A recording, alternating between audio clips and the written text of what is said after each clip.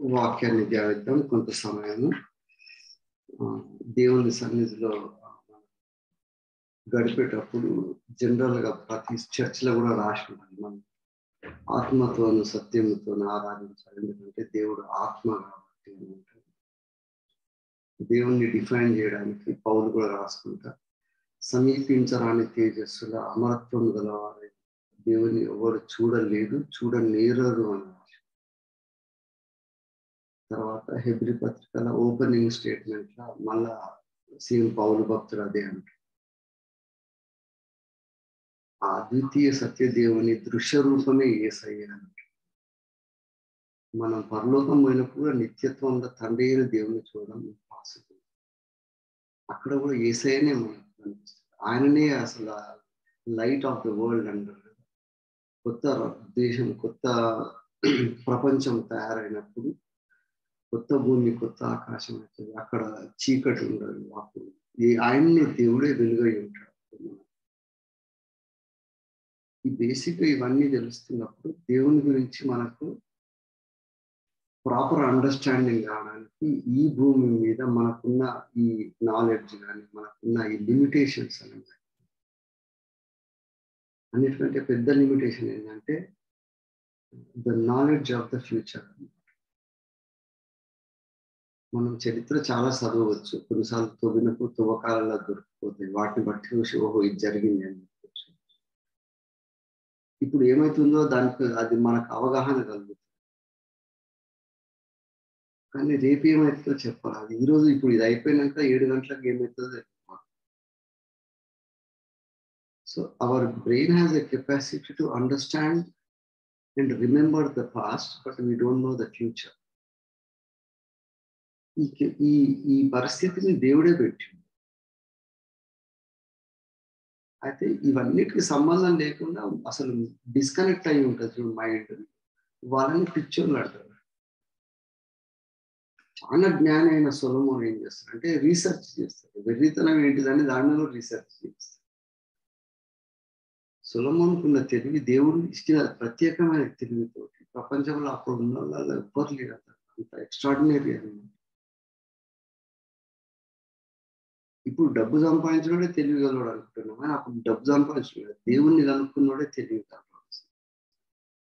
So Solomon పరిశీలించి దేవుడిని అసలు ఎట్లా హౌ ఇట్ ఇస్ పాసిబుల్, అసలు ఏమవుతుంది అని అనుకున్నప్పుడు సొలొమోన్ ఆల్మోస్ట్ ఒక మెచ్యూరిటీ స్టేజ్లో పోతాడు, చెడిపోతాడు. తర్వాత దేవుడు ఆశీర్వదించినంత గొప్ప మందిరం కడతాడు యెరూషలేములో, మళ్ళా పడిపోతాడు. తర్వాత రియలైజ్ అవుతాడు, విన్నాక తర్వాత రాస్తాడు. అందుకే సామెతలలో రాసినప్పుడు సొలొమోను జ్ఞానం ఒక విధంగా ఉంటుంది, ప్రసంగి రాసినప్పుడు సొలొమోను ఆలోచన విధానం మెచ్యూరిటీ వస్తుంది. ఎ wise man in his age అప్పుడు రాసిన గ్రంథమే ప్రసంగి అనమాట. అందుకే ప్రసంగి గ్రంథం సరిగ్గా చదవకుంటే మనం భ్రష్టులం అయిపోయే ప్రమాదం ఉంటుంది. అటువంటి పవర్ఫుల్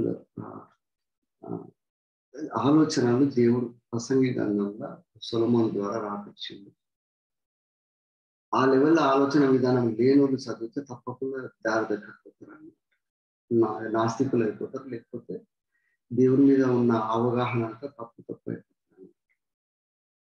కాబట్టి ఉదయకాలంలో కొన్ని మన కాన్ఫరెన్స్ లా కానీ మన జీవితాల్లో ఎంతో మంచోళ్ళు, తెలివిగలరు, అంతా అన్ని బాగున్న వాళ్ళు డైరెక్షన్ తప్పిపోవడానికి కారణం ఏంటంటే దేవుని గురించి ఉన్న అవగాహనలో లోపం. సైతాను కూడా ఇప్పుడు స్పిరిచువల్ వార్ఫేర్ పౌలు అంటాడు ఎఫెసీ పత్రిక, మనం కొట్లాడేది అంధకార సంబంధమైన దురాత్మల సమూహంతో, శరీరులతో కాదు. మనం చేసే ప్రార్థనలు కూడా ఇప్పుడు we are fighting against the evil ideas that are prevalent in our churches, in our families, within అస్.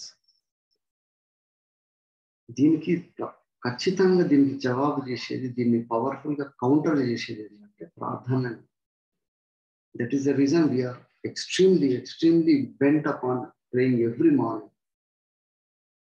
ఈ ప్రార్థన లేకపోతే మనం కూడా భ్రష్టులం అయిపోయే పరిస్థితి వస్తుంది. మనం ఏదో పెద్ద మంచి పవిత్రులమో లేకపోతే కరెక్ట్ అని మనం అనుకోవడానికి ప్రసంగిలో ఉన్న ఒక చిన్న ఇన్సిడెంట్. బైబిల్లో కూడా ఒక స్ట్రేంజ్ కాంట్రవర్షియల్ ఇన్సిడెంట్స్ ఒక రెండింటిని తీసుకొని దాంట్లో దేవుని ఆలోచనలు కొంత సమయం షేర్ చేసుకోవాలని దేవుడు ప్రేరేపించింది.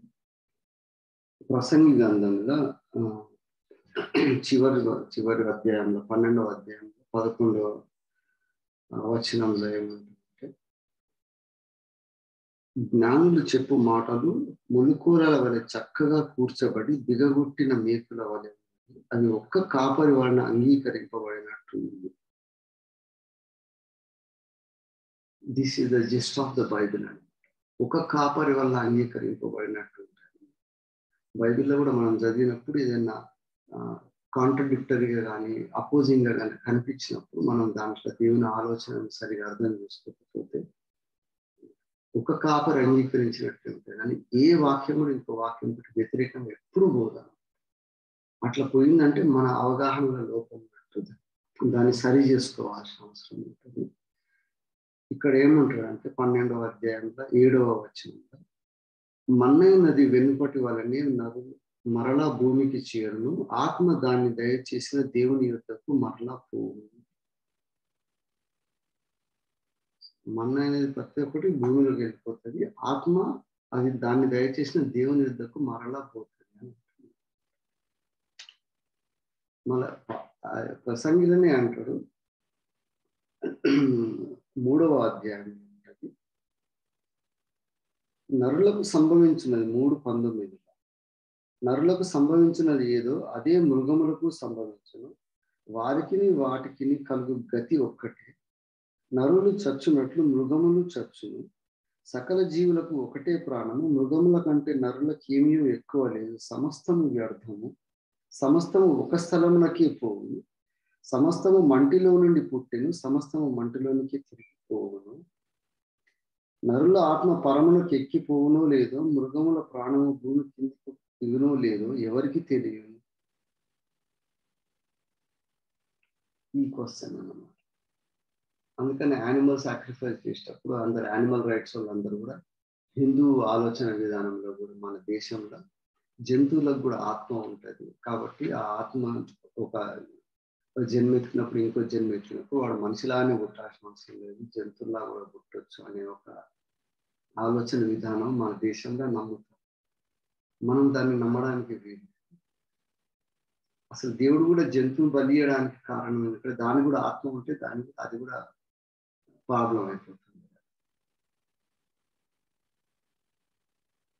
నరహత్య చేయడం పాపం అవుతుంది కానీ ఒక దోమనో చీమనో ఈగనో కోడినో మేకనో చంపితే పాపం కాదు అని మనం నమ్ముతాం.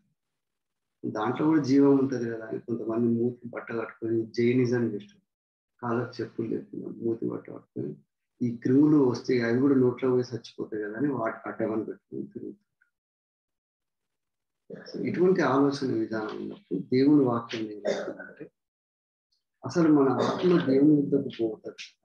ఈ ఆత్మ దేవుని యుద్ధకు పోయినప్పుడు శరీరం భూమి మీదనే ఉంటుంది కాబట్టి ఈ శరీరం ఆత్మ రెండు కలిసి ఉన్నప్పుడు దేవుని పక్షాన మనం ఎట్లా ఉండగలం?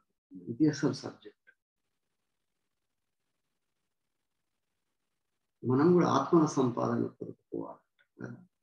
ఎన్ని ఆత్మ సంపాదించిన వాటి వాట్ డస్ దట్ మీన్? మన క్యారెక్టరే మన ఆత్మ. తర్వాత ఈ శరీరం వదిలేసిపోతుంది. వదిలేసినాక అసలు మనం వేరే ఉంటాం.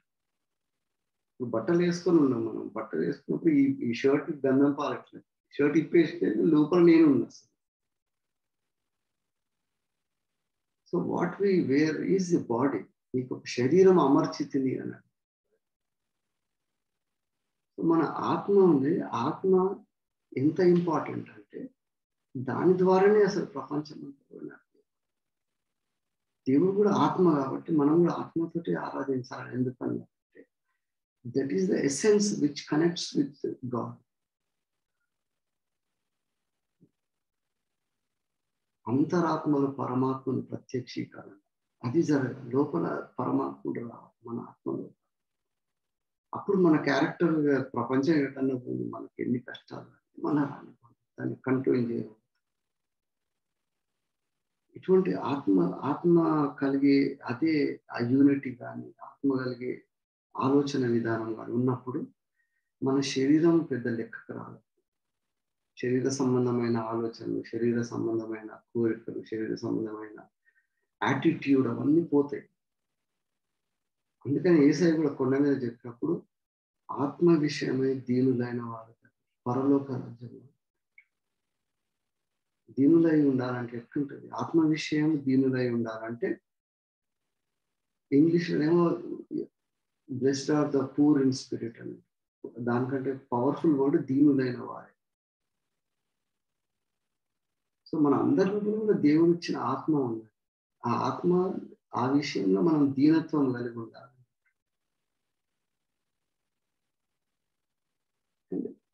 Our spirit has a separate access to the original spirit.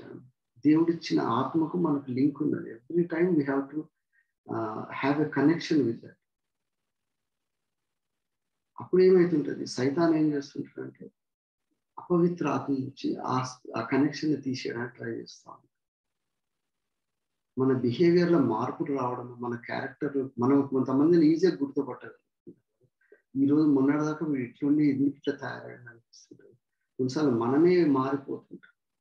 నేను మంచిగా బాగా ప్రార్థన చేస్తుంది, ఎందుకు ఈ మధ్య అసలు దేవుని సన్నిధిలో గడుపుదామంటే మనసు వస్తలేదు. అక్కడ ఏదో ప్రాబ్లం ఉందని మనకు తెలుస్తుంటుంది. ఎవరు చెప్పాడు, మనం కూడా ఎవరు అడగారు, అందరు బాగానే మాట్లాడారు. But deep inside we know that we are drifting away from the spirit of God. ఆత్మ విషయమే దీనులైన వారే ధన్యులని ఎందుకన్నారంటే ఆ దీనత్వం అనే యాటిట్యూడ్ అన్నది అది దేవుని ఆత్మకు కొంచెం ట్యూనింగ్ మిస్ అయితే సరి చేసుకోవడానికి రెడీ ఉంటుంది. గిటార్ ట్యూన్ చేసినప్పుడు కానీ, ఒక ఇన్స్ట్రుమెంట్ చేసినప్పుడు కానీ, ఒక పాట పాడినప్పుడు కానీ అందరూ ఒకలా పాడుతూ వేరే శృతి తప్పు పాడితే తెలిసిపోతుంది, అరే వీడు ఇట్లా పాడాలంటే వేరేగా పాడుతుంది. అంటే దేవుని ఆత్మతో మనకు లింక్ అయినప్పుడు, మనం ఎక్కడైనా డీవియేట్ అయినప్పుడు అరే తప్పైంది నాది, ఇది కరెక్ట్ చేసుకోవాలని దాని కరెక్ట్ దేవుని లైన్ ఆఫ్ థింకింగ్ మనకు తీసుకురావడమే దీనత్వం.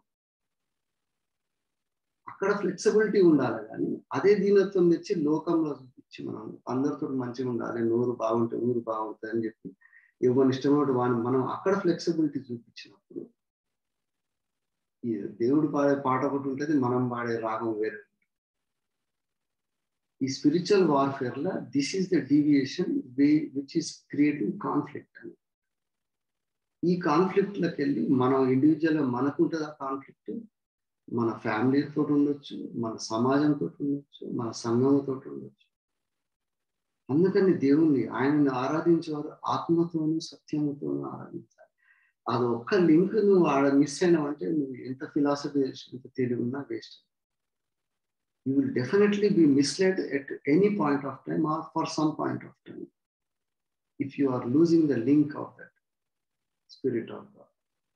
అందుకే ఆత్మ విషయమే దీనులైన వారు ధన్యులు, పరలోక రాజ్యం వాళ్ళు. మిగతా వాడు అక్కడిక్కడ పోయిపోతాడు, మన్నైన వాడు మంటికి వెళ్ళిపోతాడు. కానీ ఆయన ఆత్మ దేవుడు అడిగిన దేవుడు తీసుకుంటాడు. దేవుడు తీసుకున్నప్పుడు దేవుడు ఆ ఎటువంటి ఆత్మను తీసుకుంటాడు అంటే దేవుని సన్నిధిలో ఎట్లా పడితే అట్లా ఉండే ఆత్మ పనికిరా. నిర్మల ఆత్మ కలిగిన వాడు, పరిశుద్ధ ఆత్మ అనే పేరే అట్లా పెట్టి. That is a Holy Spirit. You cannot find any blame in that. Unblemished. పరిశుద్ధ ఆత్మ. అందుకని అన్నాడు నేను పరిశుద్ధంగా ఉన్నట్టు మీరు కూడా పరిశుద్ధంగా ఉన్నాడు. ఎందుకు దేవుడు డిమాండ్ చేస్తుంది. సో ఈ స్పిరిచువల్ వార్ఫేర్ అయ్యేటప్పుడు స్పిరిచువల్ వార్ఫేర్లో మన గ్రౌండ్ క్లియర్ ఉండాలంటే తప్పకుండా ఈ లింక్ కరెక్ట్ పెట్టుకోవాలి. అక్కడ కాంప్రమైజ్ ఫ్లెక్సిబిలిటీ వచ్చేసి ఎక్కడో వెళ్ళిపోతుంది. ఏం కరెక్ట్గా అదే స్పాట్ని అక్కడ నుంచి కొంచెం పక్కన పోయిందంటే మనం ఎక్కడ వెళ్ళిపోతాం. ఇటువంటి ఇన్సిడెంట్ ఒకటి చెప్పినాక నేను ముగిస్తే, ఇది మన స్పిరిచువల్గా మనం పర్సనల్గా దేవుని సన్నిధిలో మెడిటేట్ చేయడానికి పనికి వస్తుంది. ఇది ఒక వాస్ట్ సబ్జెక్ట్. కానీ ఇటువంటి ఆత్మల లోకంలోనే ఒక ఇన్సిడెంట్ జరుగుతుంది. మొదటి సమూయేలు గ్రంథం 16వ అధ్యాయంలో 14వ వచనం ఉంటుంది, చదువుతాను. యెహోవా ఆత్మ సౌలుని విడిచిపోయి యెహోవా యొద్ద నుండి దురాత్మ ఒకటి వచ్చి అతన్ని విరపింపగా అని ఉన్నది. యెహోవా ఆత్మ సౌలు దగ్గర నుంచి వెళ్ళిపోతుంది. పోయి యెహోవా దగ్గర నుంచి వేరొక దురాత్మ వస్తుంది. వచ్చి సౌలుని టీజ్ చేస్తా ఉంటాడు. సౌలుని ఇంత డిస్టర్బ్ చేసి వస్తుంది. అదే అధ్యాయంలో చూడండి 16వ వచనంలో, మా ఏలినవాడమైన నీవు ఆజ్ఞను నీ దాసుడమైన మేము సిద్ధముగా ఉన్నాము. సితారా చమత్కారంగా వాయించగల ఒకరిని విచారించుటకై మాకు సెలవు. దేవుని యొద్ద నుండి దురాత్మ వచ్చి నిన్ను పట్టినప్పుడెల్లా అతడు సితారా చేత పట్టుకుని వాయించు చేత నువ్వు బాగుపడదు. ఇది ఎంత స్ట్రేంజ్ ఉంటుంది. మళ్ళా సేమ్ అదే 16వ అధ్యాయం 1 సమయాలు 16:23 దేవుని యొద్ద నుండి దురాత్మ వచ్చి సౌలును పట్టినప్పుడెల్లా దావీదు సితారా చేత పట్టుకొని వాయింపగా దురాత్మ అతను విడిచిపోయాను, అతడు సీదలీరి బాగా ఆయను. దేవుని దగ్గర నుంచి దురాత్మ ఎట్లా వస్తుంది? అసలు దేవుని దగ్గర అసలు దురాత్మలు ఎట్లా ఉండగలుగుతుంది? That is the point. దేవుని సన్నిధిలో ఇప్పుడు రైట్ తర్వాత రాకడ తర్వాత మొత్తము సైతానుని బంధించేసినాక నిత్య నాశనంలో పోతారు. దేవునికి ఇష్టలు కానోళ్ళు, దేవుని రక్తాన్ని తృణీకరించిన ప్రతి ఒక్కరిని కూడా నిత్య నాశనంలో చేసే వరకు ఒక లేయర్ ఆఫ్ వార్ఫేర్ అయితేనే ఉంటుంది. మనం దానియేలు గ్రంథంలో కనిపిస్తుంది. ప్రార్థన చేస్తే దానియేలుకు దేవుడు ఇచ్చిన జవాబు వస్తుంటే మధ్యలో దాని కమ్యూనికేషన్ అడ్డం చేస్తూ ఉంటాయి. కొన్ని దురాత్మలు వచ్చి ఆపేస్తూ ఉంటాయి. మిఖాయిలు కొట్లాడుతారు. This is real. మనం కూడా చేసే ప్రార్థనలు చేస్తూ ఉన్నాము, దేవుడు పనులు చేస్తూ ఉన్నాడు. మన జీవితాల్లో కూడా ఏమేమో అనుకుని చేస్తున్నాము. ఈ దురాత్మ సమూహంతో ఫైట్ చేసేటప్పుడు ఇవి మనుషుల మీద ఇన్ఫ్లుయెన్స్ చేస్తాయి. ఇక్కడ మెయిన్ మనం నేర్చుకోవాల్సింది అంటే ఆత్మ విషయమే దీనులైన వారని అంటే మన ఆత్మ కపటం లేకుండా ఎక్కడ ప్రాబ్లం ఉన్నా ఎంబడి సరి చేసుకుంటుంటే ఈ దురాత్మల ప్రభావం మన మీద ఉండదు. లేకపోతే మన మీద వచ్చేస్తుంది. మనకు తెలియకుండా వచ్చేస్తుంది. వచ్చేసి మన బిహేవియర్ని చేంజ్ చేసేస్తుంది. ఆ ఇన్సిడెంట్ కొరకే సమయలు గంధంలో రాపిచ్చింది. మన క్యారెక్టర్ ఎందుకు చెడిపోతుంది? కొన్నిసార్లు మనం దేవునికి వ్యతిరేకంగా ఎందుకు పనిచేస్తాం తెలిసి కూడా మన నాలెడ్జ్ అనుకుంటున్నాం. కానీ hour deceptive knowledge of Satan will easily drift us away from God's idea when we are not meek in our spirit. అందుకే ఆత్మ విషయంగా దీనులై ఉన్నప్పుడు దురాత్మల ప్రభావము మన ఆలోచనల మీద పడదు. అటువంటి దురాత్మలు వచ్చినప్పుడల్లా సౌలు బిహేవియర్ మారిపోతా ఉంటుంది. ఈ దేవుని ఆత్మ వెళ్ళిపోతుంది. సో ఇప్పుడు కూడా మనం ఎప్పుడు దేవునితో కనెక్షన్ లేకుంటే మనం కూడా గ్యారంటీ తక్కువ చేస్తాం, తెలియకుండానే చేసేస్తాం. తర్వాత రియలైజ్ అయ్యే లోపల మనం ఎన్నో దేవునికి వ్యతిరేకమైన పనులు చేసి ఉంటాం. ఇది అర్థమైనాక దావీదు ఒక్కసారి తప్పు చేస్తాడు. తప్పు చేసినాక మళ్ళీ జీవిత కాలంలో ఎన్నడూ దేవుని హృదయానుసారని దేవుని దావీదు అంటే ఒక్క దగ్గర కూడా కాంప్రమైజ్ కాలేదు దావీదు. తర్వాత సాక్ష్యం దేవుడే చెప్తాడు. ఊరియా విషయం తప్ప అంటాడు. బత్షెబతో చేసిన వ్యభిచారం కాదు అక్కడ దావీదు విషయం. ఒక తప్పు చేయనీకే ఒక స్కీమ్ తయారు చేసి ఆమెను కాపాడ, ఈమె నా దగ్గర రావాలంటే ఈమె భర్తను చంపేయాలి, నేను విడో చేసేసి నా దగ్గర తెచ్చుకోవాలి, ఏమేమో స్కీమ్ ఇస్తాడు. రక్తాపరాధం నుండి నన్ను కాపాడమని కాదు, వ్యభిచారం చేసినందుకు క్షమించాలని అడగడు. 51వ కీర్తన. So our ideas behind our activities, that is what it matters. ఆ ఐడియాలో ఉన్న ప్రపంచాన్ని ఏలేది ఏంటంటే దురాత్మల సమూహం. అందుకని మనం ఆత్మ విషయంలో దీనిలో ఉండకపోతే పరలోక రాజ్యాన్ని కూడా చాలా కష్టం. We have to be very very very sensitive అన్నమాట. ఇట్లా ఒక స్నైపర్ కొడతాడు, 1 కిలోమీటర్ దూరంలో టార్గెట్ ఉంటే దాన్ని కొట్టాలంటే వాడు మిల్లీమీటర్ కాదు, మిల్లీమీటర్ల మైక్రో మిల్లీమీటర్ లెవెల్ కొంచెం డిఫరెన్స్ వచ్చినా అక్కడ టార్గెట్ దగ్గర పోయే లోపల 4 ఫీట్ల దూరం జరుగుతుంది. ఊపిరి బిగబట్టి టైం లాగా అట్లాగే ఉండాలి. కొంచెం డివేట్ అయినా you will miss the target, it goes wide అన్నమాట. దేవుని సన్నిధిలో మన జీవితాలను పెట్టుకున్నప్పుడు ఆత్మ విషయంలో దీనత్వం ఉంటుంది. You just have to be extremely sensitive about your spirit with God. అట్లా ఉన్నోడు పరలోక వాడిని ఎవరు చదివేది పరలోక దేవుడు అసలు సైతాను డైరెక్ట్ దిగుతుంది. ఈ ఛాలెంజ్ మనకి యోగులో కనిపిస్తుంది. యోగు దగ్గర పోయినప్పుడు సైతాను దేవుని సన్నిధికి వచ్చినప్పుడు ఛాలెంజ్ చేస్తాడు. అన్ని మంచిగా ఇచ్చిన కాబట్టి వాడు మంచిగా ఉన్నాడు, నువ్వు ఒక్కసారి నాకు వదిలి వాడి సంగతి చూసుకుంటా, ప్రాణం తీయకుండా నువ్వేమన్నా చేసుకొని దేవుడు ఆయన ఇచ్చేస్తాడు. అపవాదం యోగు జీవితం ఆ గ్రంథం చదవండి. యోగు ఫిలాసఫీ నాలెడ్జ్, కట్టుకున్న భార్య పనుల ముందల చీప్ అయిపోతుంది. అన్నిటికంటే భయంకరంగా ఉంటుంది యోగు గ్రంథంలో రాజు. నా పనివారు నన్ను చూసి అసహ్యించుకుంటుండ్రు కదా అని రాస్తాడు. మన ఇంట్లో పని చేసేవాడు మన మీద సింపతి చూపిస్తే దానికంటే వేరే పరిస్థితి ఉంది. ఆ సిచ్యువేషన్ లో కూడా యోగు పీరియడ్ కావాలి. He stays for it. So the fight of the spiritual realm అనేది చాలా ఇంపార్టెంట్. మన ప్రార్థనలు చేసేటప్పుడు కూడా అందుకనే we have to B meticulously sensitive about the spirit. మన ఆత్మను దేవుని సన్నిధిలో వచ్చినప్పుడు అక్కడ కపటం ఉంటే మాత్రం డెఫినెట్గా మేము అంతా డ్రామానే. ఏదో పెద్ద లెక్క పెట్టుకొని ఇన్ని రోజులు చేసి అన్ని రోజులు చేసుకొని చెప్పుకొని మనం ఏదో రాసుకొని మురిచిపోవాల్సి. Our prayers are so powerful when we are simple and meek in our spirit. ఆత్మ విషయంలో రిజిడిటీ ఉండాలి. వాడు మొండోడు అనుకోనేమో అంటా ఉంటాడు, దాన్ని అసలు పట్టాలి. దేవుని సన్నిధిలో దేవుని ఆత్మ నడిపింపుకు మనకు ఆలోచనలకు సరిగా ట్యూన్ కాకుంటే మనం సరి చేసుకుంటూనే ఉండాలి. ఎవడేమన్నా ఫర్ దట్ దేవుడు ఏసై ఏమంటాడు అంటే నీ కుటుంబాన్ని లోకాన్ని అన్ని వదిలేసుకో, చివరికి నీ ప్రాణం వదిలేసుకో, అయినా పర్వాలేదు అంటాడు. దాన్ని పౌలు వేరుగా రాస్తాడు. పెంటకుప్పతో సమానం అనుకున్నాడు. ఆయనను ప్లీజ్ చేయడం కంటే ముఖ్యం ఇంకేది కాదు, అంతా వేస్ట్ అని అంటాడు పౌలు. ఈ యాటిట్యూడ్ వాళ్ళకి ఎట్లా వచ్చిందంటే ఆత్మ విషయంలో దీనత్వం ఉండాలి. We have to be very sensitive when we are in the spirit.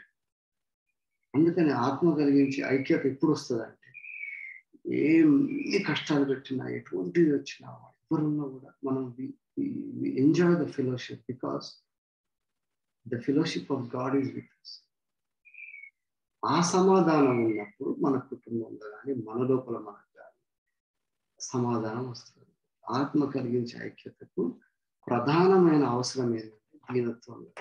ఇది లేనప్పుడే అంత ఈగోస్ వస్తాయి, రకరకాల కాంబినేషన్స్, ఈ ఆలోచనలు వస్తాయి.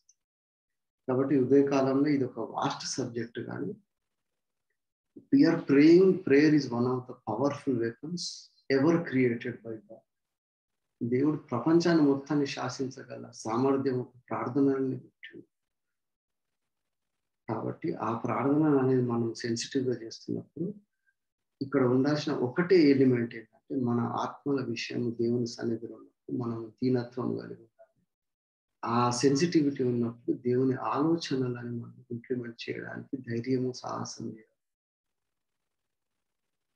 ఇక్కడ దీనుడే అక్కడ శూరుడు అవుతాడు. ఇక్కడ దీనత్వం లేనోడు అక్కడ ఎంత పెద్దగా మాట్లాడుతాడని ఆ కరెక్ట్ టైంలో వాడు పనికిరాడు. ఆ శూరత్వం ఉండబట్టి దావీదు అంత పుట్టగానే అందరూ వీడు ఏం పనికిరాడంటే సున్నతి నేను నువ్వోడు రా అసలు అని ఇంత చిన్న రాయి తీసుకుని దేవుని పక్షాన్ని నిలబడుతుంది. That is what. అందుకని ఆత్మ విషయం మనం చాలా సెన్సిటివ్గా ఉండడం నేర్చుకోవాలి. దేవుని సన్నిధిలో ప్రార్థనల that is the only element God identifies. అటువంటి ఆత్మ మనం రేపు చచ్చిపోయినా వీడు ఉండబెట్టైనా ఏమన్నా చేసినా చేయకుండా కొన్ని రోజులు ఉండిపోతాం, తర్వాత మన గురించి కొంతమంది మాట్లాడతారు. ఒక 2-3 తరాలు అయినాక ఎవరు పట్టించుకోరు. మన ముత్తాతను ఎవడో మనం ఎవరు తెలియదు. మనకు we don't have 1 minute to discuss about anything about our previous forefathers generation. కానీ అక్కడ దావీదు గురించి మాట్లాడుతాం, నోవహు గురించి, యోబు గురించి, పౌలు గురించి, 100 సంవత్సరాల క్రితం ఉన్న వాళ్ళ గురించి ఇప్పుడు మాట్లాడుతుంది. మన ముత్తాత గురించి ఎవడు మాట్లాడు, నువ్వు నేను కూడా మాట్లాడు. ఎందుకంటే that is the only essence. దేవుని పక్షాన నిలబడ్డ చేసిన పనులు దేవుని గ్రంథంలో లిఖింపబడే అంత కెపాసిటీ ఉన్న సబ్జెక్ట్ అది. కాబట్టి మనం కూడా చేసే ప్రార్థనలతోటి ఇప్పుడు మనల్ని ఎవరు పట్టించుకున్నా, ఎవరు గుర్తుపట్టుకున్నా, దేవుని గ్రంథం రాసింటే ఈ ఒక గుంపు తయారైంది వీళ్ళు ఎక్కడ కాంప్రమైజ్ అవుతుంది, వీళ్ళ లైఫ్లో కాంప్రమైజ్ అవుతలేదు, ఇక్కడ వీళ్ళ పరిస్థితులలో అయితే లేదు. వీళ్ళ ప్రార్థనల వల్ల తర్వాత ఇంత గొప్ప కార్యాలు జరిగాయని మనం చూస్తామో చూడమో కానీ ఖచ్చితంగా దేవుడు దాన్ని రాస్తాడు. Yes, these people are pure in their heart, in their spirit, and they prayed earnestly and they changed the situation.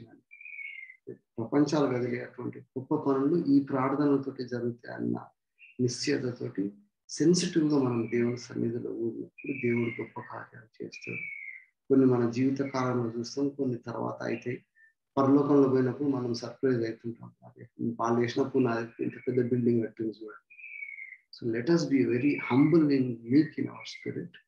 అటువంటి ప్రార్థనలు దేవుడు వినడానికి ప్రపంచం భూలోకం అంతా సంచారం చేస్తూ ఉంటాడు. యథార్థ హృదయాలు ఎక్కడ ప్రార్థన చేస్తుంది అది విందామని దేవుడు. సో ఈ ప్రార్థనలు కూడా అట్లా ఉండాలని మనం కోరుకోవాలి. దేవుడిచ్చిన కొద్ది ఆలోచనలు దేవుడికి మనం థ్యాంక్ యూ.